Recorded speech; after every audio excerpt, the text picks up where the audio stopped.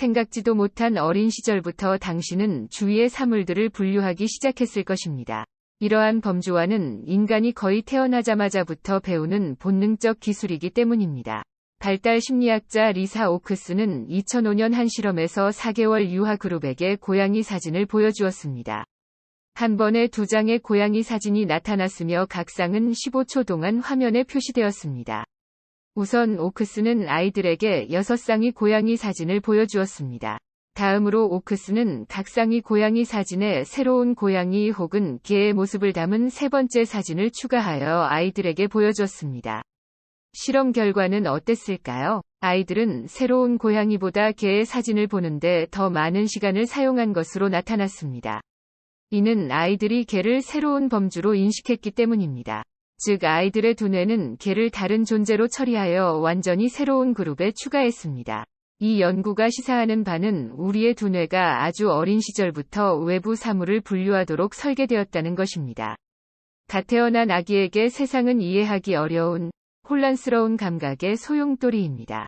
이 때문에 범주화가 시작됩니다. 범주는 어지러운 혼란을 쉽게 이해할 수 있는 의미를 가진 더미로 분류하는 데 도움을 주기 때문입니다. 인간에게 범주를 형성할 능력이 없다면 삶은 어땠을까요?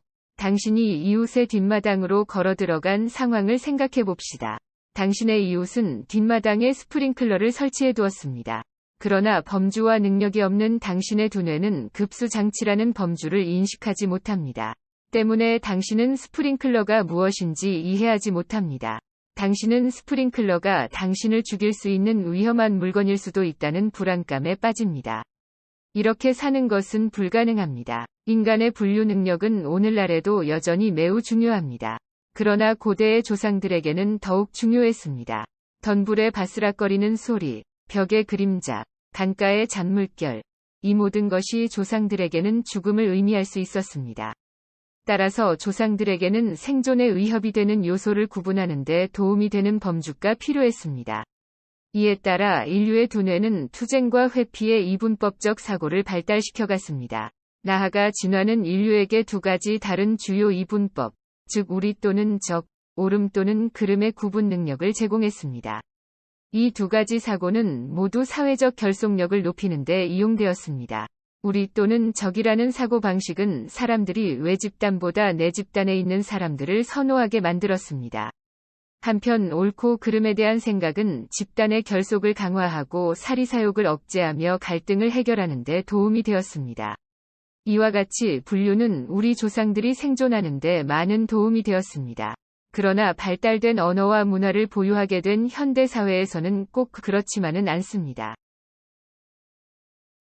영화 잉글리쉬맨에서 지도 제작자 레지날드 앤스는 피논가루라는 이름의 산을 올라갑니다. 앤스는 피논가루 산의 높이가 산의 자격을 얻는 데 필요한 1000피트에 미치지 못하기 때문에 피논가루 산은 산이 아니라 언덕이라고 주장합니다. 정상에 오른 앤스는 피논가루 산의 높이가 1000피트에서 16피트 낮다는 것을 발견했기 때문입니다. 피논가루 산 근처에 사는 마을 사람들은 앤슨의 주장에 분개했습니다. 이에 마을 사람들은 피논가루 산에 올라 꼭대기에 돌과 모래, 흙을 쌓았습니다. 이제 피논가루 언덕은 수학적으로 피논가루 산이 되었습니다. 영화 잉글리쉬맨의 줄거리는 유쾌하고 재미있습니다. 그러나 동시에 분류와 관련된 중요한 문제 중 하나를 보여줍니다. 16피트 높아졌다고 언덕이 산이 될 수 있는 것일까요? 물론 대부분은 산과 언덕 어딘가에 선을 그어야 한다는데 동의할 것입니다. 하지만 그 기준은 도대체 어디가 되어야 할까요? 철학에는 더미의 역설이라는 유명한 문제가 있습니다. 구체적으로 더미의 역설이란 모래 더미와 모래 알갱이를 구별하는 문제에서 발생하는 역설을 말합니다. 다음에 두 가지 사실을 전제합시다. 첫째, 한 알이 모래 알갱이만으로는 모래 더미를 이룰 수 없습니다. 둘째, 모래 더미가 아닌 것에 모래 알갱이 하나를 더한다고 모래 더미로 만들 수는 없습니다. 모래알 하나로 모래 더미와 더미가 아닌 것이 갈리기에는 너무 작기 때문입니다. 이 논리를 따르면 모래알 하나로는 모래 더미를 이룰 수 없습니다.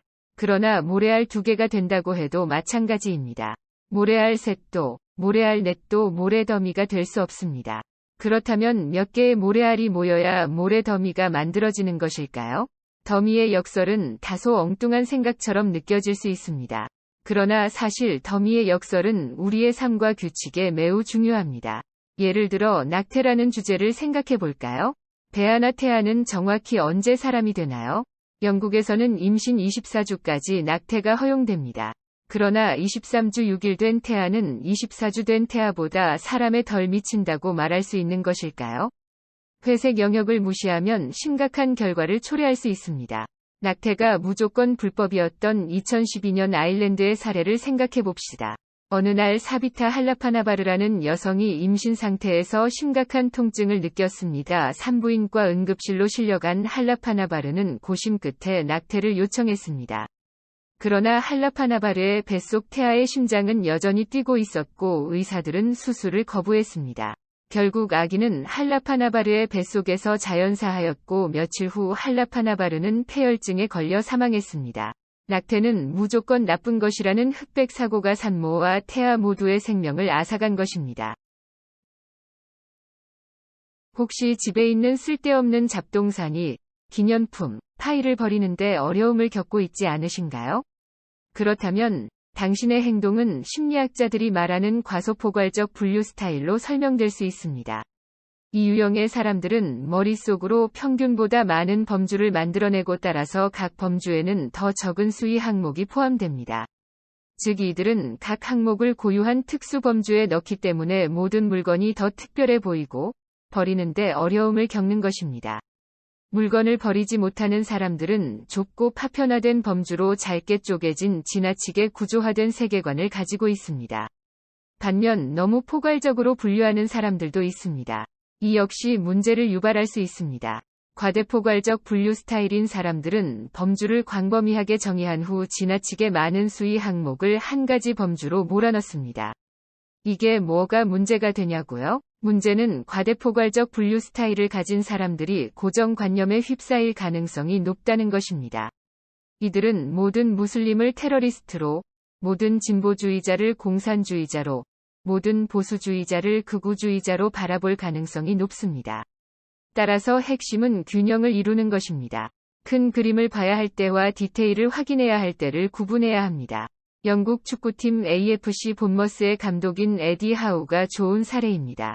하우는 2부 리그에 속한 팀을 영국 축구 1부 리그인 프리미어리그로 몇 년에 걸쳐 끌어올렸습니다.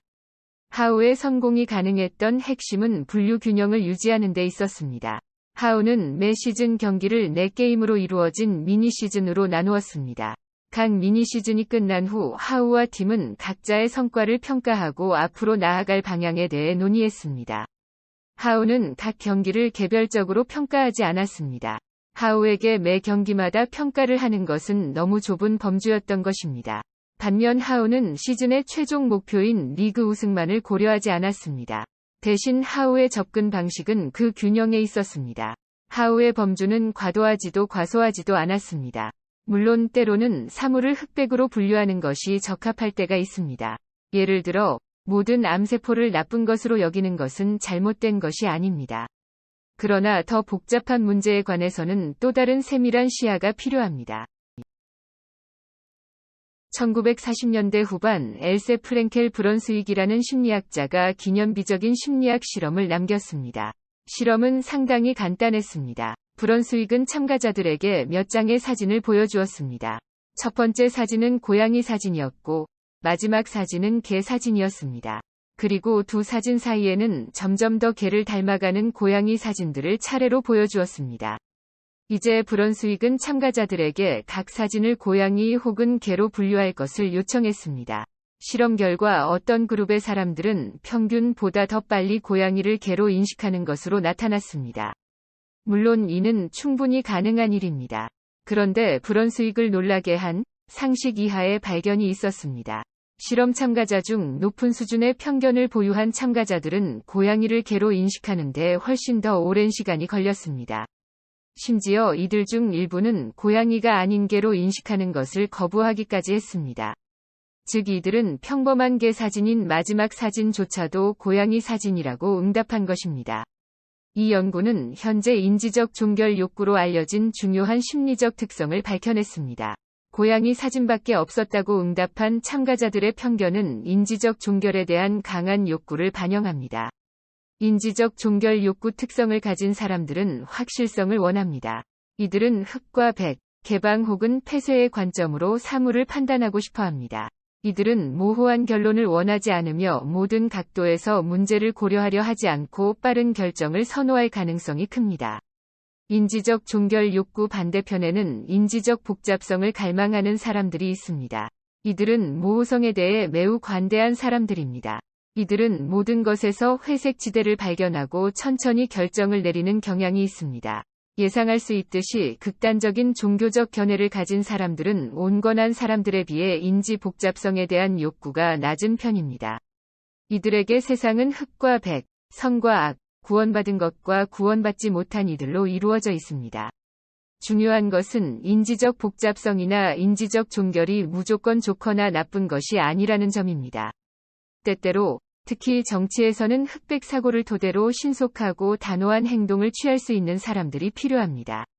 이는 정답이 없는 불확실성의 시대에서 특히 중요한 덕목입니다. 스웨덴의 청년 기후 운동가인 그레타 툰베리의 사례를 생각해 봅시다. 툰베리는 인내심이 적습니다. 툰베리는 무언가를 할 것인가, 아니면 아무것도 하지 말 것인가의 흑백 논리로 기후 변화 문제를 바라봅니다. 때로는 그러한 태도가 바로 실질적인 문제 해결을 가져올 수 있습니다. 소셜미디어상 키보드 토론에 열을 올려본 적이 있으신가요? 당신은 아마 사람들이 상대방 주장의 사실 여부를 객관적 증거에 기초하지 않고 자신이 속한 그룹의 가치관을 지지하는지 여부에 따라 평가하는 모습에 놀랐을 것입니다. 이를 일컫는 용어가 부족주의적 사고입니다. 미국 플로리다주 파크랜드에 위치한 마조리 스톤맨 더글라스 고등학교의 총기 난사 사건은 사람들의 부족주의적 사고를 보여주는 대표적 사례입니다. 사건 이후 많은 정치인들이 총기 규제 강화를 촉구했습니다. 그러나 보수 정당의 사람들은 총기 규제 강화에 단순히 동의하지 않는 것을 넘어 총기 난사 사건이 가짜 뉴스라고 주장하기 시작했습니다. 즉 다친 학생들과 슬픔에 잠긴 부모들이 총기 규제 강화를 선동하기 위해 고용된 배우라는 주장이었습니다. 부족주의적 사고는 우리가 생각하는 방식에만 영향을 미치는 것이 아닙니다. 그것은 실제로 우리가 세상을 바라보는 방식마저 바꿉니다. 인종 문제는 회색 영역으로 채워져 있는 대표적인 문제입니다. 그럼에도 불구하고 인종에 대한 범주화와 편견은 우리의 인식에 강력한 영향을 미칩니다. 2006년 비디오 게임을 이용한 실험이 이루어졌습니다. 실험 참여자들은 무장한 남자와 비무장한 남자의 사진을 플래시로 받았습니다. 이때 일부 사진은 백인 남자로 나머지 사진은 흑인 남자로 이루어졌습니다. 매 사진을 받을 때마다 참가자는 그 남자를 쏠지 여부를 짧은 순간에 결정해야 했습니다. 실험 결과 인종이 참가자들의 반응에 큰 영향을 미친다는 사실이 밝혀졌습니다. 무장한 백인 용의자를 쏘는 결정보다 무장한 흑인 용의자를 쏘는 결정이 더 빠르게 이루어졌습니다. 반대로 비무장 흑인보다 비무장 백인을 쏘지 않는 결정이 더 빠르게 이루어졌습니다. 실험 참여자들의 뇌파 데이터는 참여자들이 결정을 내릴 때 이성보다 본능을 따름을 보여주었습니다. 참여자들의 두뇌에 있는 범주와 편견은 참여자들이 무엇을 보았는지 인지하는 데 영향을 미치고, 다시 이는 참여자들이 결정하는 방식에 영향을 미친 것입니다. 문화적 고정관념은 치명적인 분류 오류로 이어질 수 있습니다. 그러나 다행히도 우리에게는 해결 방법이 있습니다. 사람들의 일반적인 범주를 무시하는 상위 범주의 설정은 사회를 통합하는 강력한 힘이 될 수 있습니다. 델라웨어 대학에서 이루어진 한 연구는 이를 잘 보여줍니다. 연구원들은 흑인과 백인으로 이루어진 실험 참여자들에게 홈팀 축구 팬 그룹의 의견을 수집해달라는 요청을 했습니다. 이때 일부 참여자들은 홈팀 모자를 착용하였고, 다른 참여자들은 원정팀의 옷을 입었습니다. 연구원들이 알고 싶어 했던 것은 단 하나였습니다. 어떤 모습의 흑인 참여자들에게 홈팀 백인 축구 팬들이 더 많이 응답할까요? 대답은 아마도 그다지 놀랍지 않을 것입니다. 홈팀 모자를 쓴 흑인 참여자들에게 더 많은 홈팀 백인 축구 팬들이 몰렸습니다. 스포츠 팬심이라는 상위 범주가 피부색을 압도한 것입니다. 사람들 앞에서 창피함을 느꼈을 때가 있으신가요? 그때 감정을 설명하라면 어떻게 표현하시겠습니까? 아마도 끔찍하거나 수치스러워 죽고 싶었다고 말하고 싶을 것입니다. 하지만 정말 그 자리에서 죽어버리고 싶은 기분이 들었나요? 현실은 좀 더 미지근했을 것입니다. 실제로는 잠시 자리에서 일어나 호흡을 가다듬고 얼마 지나지 않아 무슨 일이 있었는지 잊어버렸을 가능성이 높습니다. 지극히 정상적이고 별일 아닌 상황에서도 사람들은 극단적인 언어로 의사소통을 하는 경향이 있습니다. 그리고 이러한 경향은 사회의 모든 영역에서 강화되고 있는 것으로 보입니다. 일기예보를 켜면 춥다, 습하다, 거세다는 말 대신 태풍, 폭설과 같은 용어를 듣게 됩니다. 립스틱 색상 명칭 역시 더 이상 그냥 빨강색이 아니라 칠리색이라고 불립니다. 이러한 용어는 단순히 감성적인 차원을 넘어 실제로 우리가 생각하는 방식을 바꿀 수 있습니다. 심리학자 케빈 더트는 극단적인 언어 사용의 잠재적 효과를 테스트하기 위해 간단한 실험을 고안했습니다. 더트는 학부생 참가자들을 두 그룹으로 나누었습니다. 그런 다음 각 그룹의 학부생들에게 일주일 동안 하루에 5번씩 대화에 특정 형용사를 사용하도록 요청했습니다. 첫 번째 그룹은 최고인, 극혐인, 답이 없는 과 같은 극단적인 형용사 사용을 요청받았습니다. 다른 그룹은 괜찮은, 균형 잡힌, 평범한 과 같은 보다 온건한 형용사 사용을 요청받았습니다. 이후 더트는 주말에 학생들을 모아 검은색 블록이 흰색으로 부드럽게 변화하는 이미지를 보여주었습니다. 그리고 학생들에게 흰색과 검은색 영역 사이의 회색 영역을 가리키도록 요청했습니다. 극단적인 형용사를 사용했던 학생들은 더 온건한 형용사를 사용한 학생들보다 회색 영역을 더 좁게 표시했습니다. 즉, 극단적인 용어를 사용한 학생들에게 다른 학생들보다 더 극단적으로 생각하는 경향이 나타난 것입니다. 극단적인 언어는 극단적인 생각을 조장합니다. 그리고 이는 현실에도 영향을 미칠 수 있습니다. 우울증이라는 용어의 사례를 들어볼까요? 우울증은 극단적인 임상 상태이지만 오늘날 너무 빈번하게 사용되어 이제는 단순히 울적한 기분과 동의어가 되었습니다. 이는 누군가가 실제로 우울증을 앓고 있다는 소식을 들을 때 문제로 작용합니다. 사람들은 모두 어떤 시점에서 울적했던 적이 있고 이를 우울증이었다고 생각합니다. 그래서 사람들은 실제로 우울증을 앓고 극복하지 못하는 사람들을 나태하고 게으른 사람으로 여기는 경향이 있습니다. 2016년 영국은 브렉시트 문제를 놓고 유럽연합 탈퇴 여부를 묻는 국민투표를 실시했습니다. 투표 기간 동안 영국은 탈퇴파와 잔류파의 두 진영으로 쪼개졌습니다. 투표 결과는 탈퇴파의 승리였습니다. 치열한 상황에서 탈퇴파가 승리할 수 있었던 근본 이유는 무엇일까요? 탈퇴파가 승리할 수 있었던 요인 중 하나가 탈퇴파의 언어 프레임입니다. 프레임이란 그림을 담는 틀처럼 문제를 보는 각도, 관점과 같이 무언가에 대해 이야기하는 특정한 시각을 말합니다. 브렉시트 투표에서 탈퇴파는 주도권을 되찾자라는 간결한 슬로건을 통해 효과적인 프레임 전략을 사용했습니다. 주도권을 되찾자는 슬로건은 사람들에게 손실에 대한 혐오감을 불러옴과 동시에 이익에 대한 열망을 부추겼습니다. 잃어버린 것을 다시 되찾는다는 아이디어가 손실을 근절할 수 있는 가능성을 제공한 것입니다. 이는 사람들의 생각과 투표를 결정하는 강력한 언어적 프레임으로 작용했습니다. 심리학자 케빈 더트는 모든 설득력 있는 주장에는 세 가지 슈퍼 프레임이 기저에 있다고 생각합니다. 바로 싸움 또는 회피, 우리 또는 적, 옳음 또는 그름의 프레임입니다. 이는 진화가 인류에게 선물한 범주와 능력과 동일한 오랜 역사의 흑백 사고입니다. 이 세 가지 슈퍼 프레임 중 하나 이상의 프레임을 사용할 때 어떤 주장이든 강력한 설득 효과를 갖게 됩니다. 이에 대한 구체적인 사례를 살펴보겠습니다. 어느 날 아침, 더트는 프랑스에서 이루어진 일부 이슬람 여성들이 착용하는 베일의 일종, 니캅 금지 투표에 관한 논평을 읽고 있었습니다. 해당 논평에서는 세 가지 프레임을 모두 사용하여 니캅 금지에 찬성해야 함을 주장하고 있었습니다. 첫째, 니캅은 보안 문제를 야기합니다.